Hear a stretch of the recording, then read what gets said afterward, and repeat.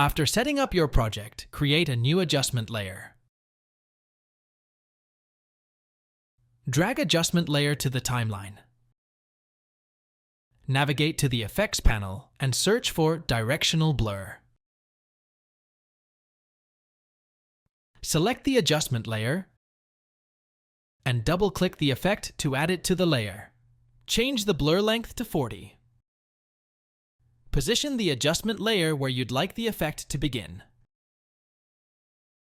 I've already identified the beat where I want to apply the shake effect.